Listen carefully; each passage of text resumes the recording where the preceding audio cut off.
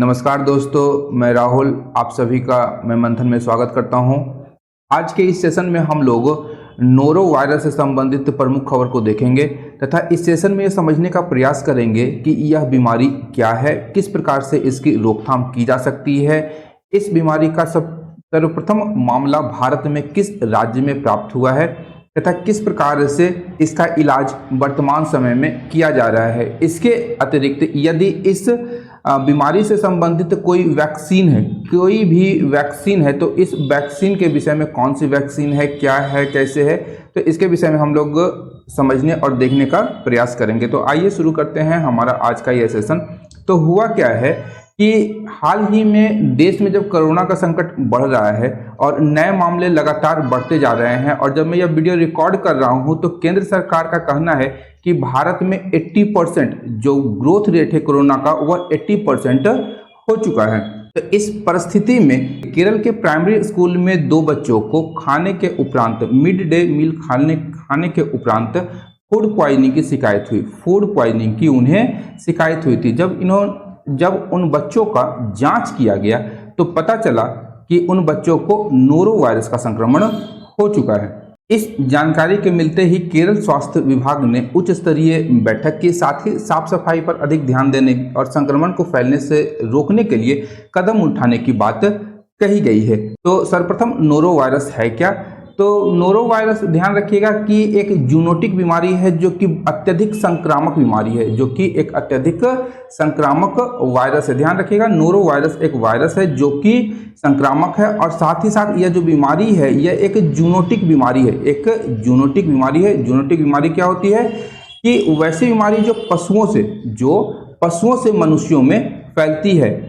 सर्वप्रथम यह जो बीमारी थी संयुक्त राज्य अमेरिका में उत्पन्न हुई थी। इस बीमारी का दूसरा नाम क्या है? स्टोमक फ्लू और विंटर वोमिटिंग बग के नाम से इसे जाना जाता है। इस बीमारी में रोटा वायरस से उत्पन्न हुए डायरिया के समान सिम्टम उत्पन्न होते हैं मनुष्यों के शरीर में। और यह जो बीमारी है यह विभिन्न एज ग्रुप वालों को यह संक्रमित करती है। परंतु यहाँ ध्यान रखिएगा कि यह जो बीमारी है सर्वप्रथम है कि पशुओं से फैल सकती है, पीने के पानी से फैल सकती है। इसके अतिरिक्त भोजन के माध्यम से भी यह बीमारी फैल सकती है। इसके अतिरिक्त यदि कोई व्यक्ति रोगी की देखभाल कर रहा है, अपने नाक मुंह को बार बार छू रहा है, जब आप बच्चों का डायपर चेंज कर रहे हैं तो उस दौरान भी यह बीमारी फैल सकती है। संक्रामक सतह कोई भी संक्रामक सतह है जो पूर्व में संक्रमित हो चुकी है, यदि कोई मनुष्य उसे छूता है तो वहां से इस वायरस के प्रसार होने की संभावना अत्यधिक बढ़ जाती है।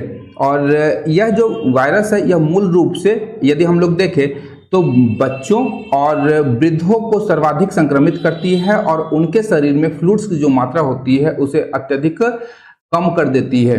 यहाँ समझने वाली बात है कि यह जो डिजीज है, यह नोरो वायरस है या इसके द्वारा जो उत्पन्न बीमारी है, इसका आउटब्रेक जो है यह फैलता कहाँ पर से है, या ब्रीडिंग ग्राउंड, इस वायरस का जो ब्रीडिंग ग्राउंड है वह कहाँ पे है? तो इस वायरस का जो ब्रीडिंग ग्राउंड है वह hospital, nursing homes, day care centres, schools, military training centres, cruise ships और रिजॉर्ट्स में इस वायरस की उत्पत्ति होती है। जब एक बार मनुष्यों में इस वायरस का संक्रमण होता है तो इसके सिम्टम्स किस प्रकार हो सकते हैं? तो सर्वप्रथम हम लोग देखते हैं कि जो इनिशियल सिम्टम्स है उसमें आपको वॉमिटिंग हो सकता है, डायरिया हो सकता है, जो 1 से 2 दिनों तक आप इससे संक्रमित रह सकते हैं तथा मनुष्यों के माध्यम से ही यह दूसरे मनुष्यों में भी वायरस फैल सकता है।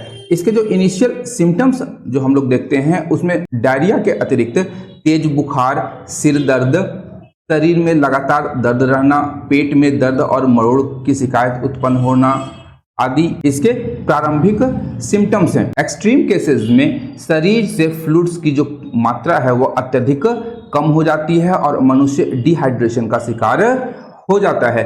तो इससे बचने के लिए हमें कुछ प्रिवेंशन अपनानी चाहिए, जैसे कि हमें स्वयं को प्रोटेक्ट करना चाहिए।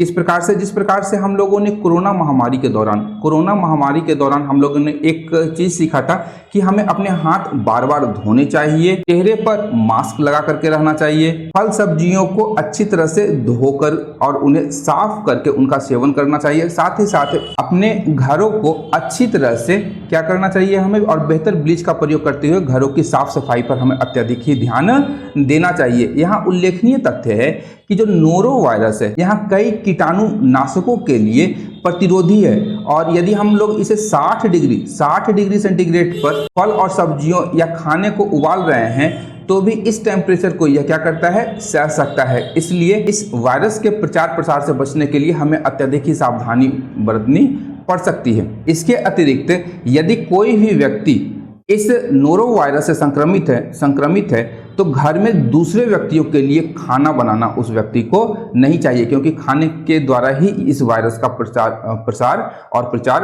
हो सकता है। यहाँ उल्लेखनीय तथ्य है, एक बार मैं फिर से दोहराना चाहूँगा कि इस वायरस का जो जीवन काल होता है यह 2 दिनों तक इसके सिम्टम्स मनुष्य के शरीर में उपस्थित होते हैं। आगे हम लोग देखते हैं कि आखिर किस प्रकार से हम लोग नोरो वायरस का ट्रीटमेंट कर सकते हैं। तो यह जो बीमारी है वह सेल्फ लिमिटिंग है, यानी यह 1-2 दिनों तक, ज़्यादा से ज़्यादा 3 दिनों तक यह मनुष्य के शरीर में रह सकता है और बीमारी से मनुष्य ग्रसित रह सकता है। यहाँ डायग्नोसिस जो है इसका, यह real time reverse transcription polymerase chain reaction के द्वारा इसका डायग्नोसिस किया जाता है।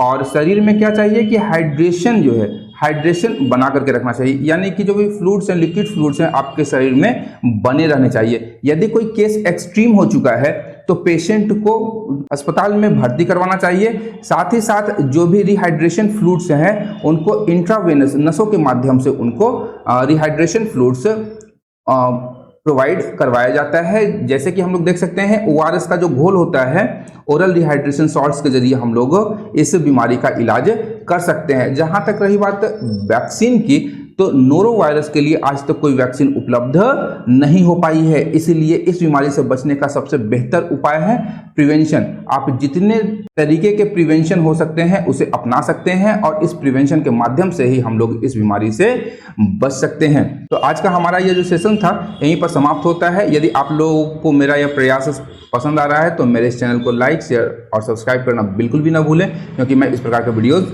लाता रहता हूं। अंत तक देखने के लिए धन्यवाद। Thank you.